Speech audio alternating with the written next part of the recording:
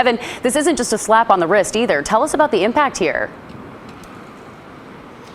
No, some potentially serious impacts, as you alluded to. 3 Oregon senators, 2 Republicans and 1 independent, are now disqualified from running for re-election because they met the threshold of meeting 10 unexcused absences. Now, that standard was set by Oregon voters in November when they passed Measure 113, a constitutional amendment designed to discourage, if not stop, walkouts like this one. However, Republicans say they plan to challenge 113 in court. Absent: Anderson, Bonham, Boquist, Finley, Hansel, Hayden, Knope, Linthicum, Robinson, Brock-Smith, Thatcher, Weber. 16 ayes. The call is removed. For a 10th time this session, Senate President Rob Wagner addressed a half-empty room. It is now apparent that we again lack a quorum today.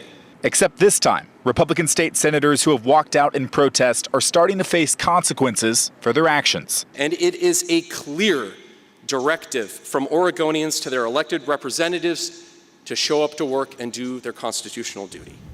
Oregon voters passed Measure 113 in November, a constitutional amendment that disqualifies lawmakers from running for another term in the future if they reach 10 unexcused absences. It was designed to discourage walkouts like this one. 3 Oregon senators reached 10 unexcused absences on Monday. Republican Dennis Linthicum from Klamath Falls, Independent Brian Boquist from Polk and Yamhill counties, and Republican Daniel Bonham from the Dalles.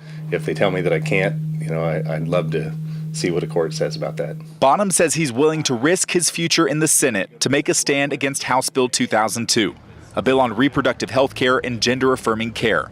Specifically, Bonham believes parents should be notified if someone 14 or younger decides to get an abortion. I'm willing to take a stand. I'm willing to not come back to the Senate. I'm more than happy to lose my job if it means I can stop this bill from happening.